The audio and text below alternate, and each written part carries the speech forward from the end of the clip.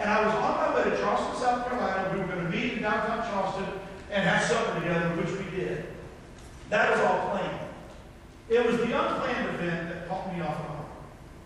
On Facebook, I also seen one of the former youth in the church in Walterboro who said, Mom's back at the Medical University of Charleston, and things aren't good. I knew this 60 years ago. Her mother had been diagnosed with a brain tumor. She had been through all of the radiation. I mean, she was a walking miracle. The doctors would say that she was just overwhelmingly beyond the statistics.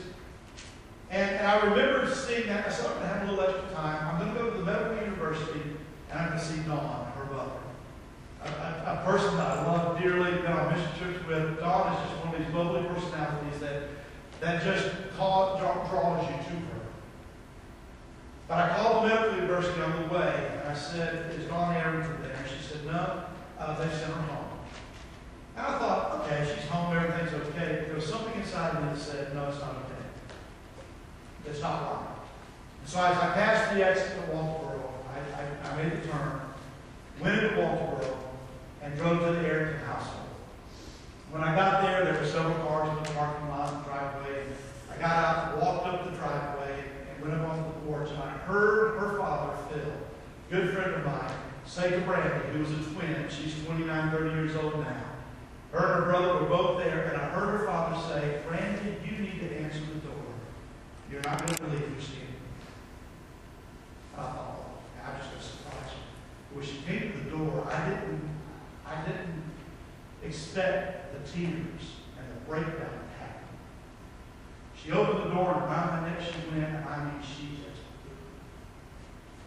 blew. And then she said, do you want to see Mom? We brought her home to die.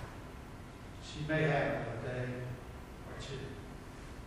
And as I walked in, Phil came over and put his arm around me and said, Steve, you need to know that about 2 hours ago, Randy said, I wish Steve was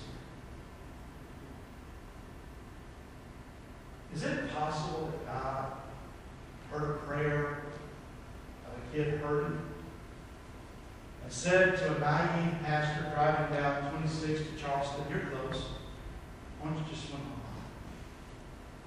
Is it possible that it wasn't a coincidence that there was something that said to me, you need to stop at this house for some reason? I don't want you to hear that as me being spiritual. That's not what this means. What this means is that I believe in a God who speaks to individual people and says, if you will go where I tell you to go, then you're going to experience a miracle. And you're going to experience a blessing. And you're going to experience what it means to be standing on a doorstep and represent the presence of God to a person who's hurting.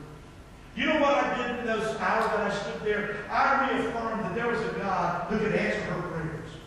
I reaffirmed for her that there was a God who said, your mother, even though she dies, she'll live again because I'm a God who hears your prayers and answers your prayers, and I am a God who is faithful to my promises. Let me tell you something, folks. If you will live your lives imitating God, marriage will become a second issue. And family life will become a second issue.